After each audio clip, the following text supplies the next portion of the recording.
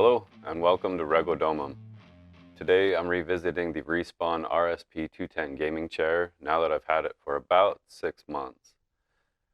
I'll start at the end and say I have no major complaints, the chair is fine, and if I could go back, I'd buy something else.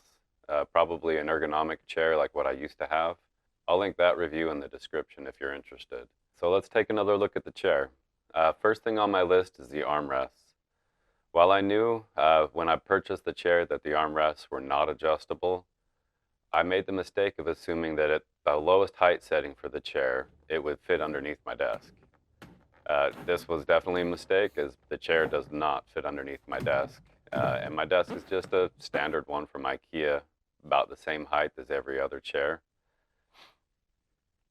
So this is a bit frustrating. Next is a lumbar support pillow.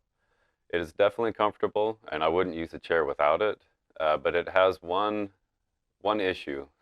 It makes a lot of noise. So if you adjust the pillow up or down, you change your position while you're sitting at your desk, the chair makes a lot of noise that don't sound great. And if you are recording like I'm doing now, or streaming, this can be very distracting. While recording or streaming, I make sure usually not to sit against the backrest, or if I do, to try not to move, which is kind of annoying. My next gripe with the RSP-210 is the seat padding. While I mentioned in my previous video that it's a bit firm, I found it to be worse than I originally thought. What seems to be happening is the padding that is actually there just compresses completely flat. So it's like you're sitting on the plastic base underneath the padding. This can get very uncomfortable after a while. So I find I have to change my seating position often, just to keep the chair from becoming too uncomfortable. This isn't a huge issue for me, as I don't get a chance to sit at my computer for very long, very often. It is definitely an issue. So if you're going to sit in this chair often for a long period of time, I definitely would not go with this chair.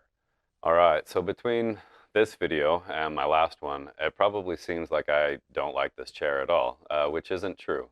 It's good enough for me, as I generally don't sit at my computer for long periods of time. And when I do, these issues don't usually force themselves to the forefront of my mind. It's not a bad chair, but it's definitely not the most comfortable chair I've ever used or owned. Overall, the chair is fine, but yeah, if I could go back and do it again, I would buy a different chair. An ergonomic chair with adjustable armrests, better seat padding. I'd give up the footrest just because I hardly ever use it. I'll put a link in the description of ergonomic chairs in this price range that I would probably go through and find one there that fit my needs. So yeah, while the chair is fine, I wouldn't buy it again. That's all I have for now. Thanks for watching. I hope you found this useful, and we'll see you next time.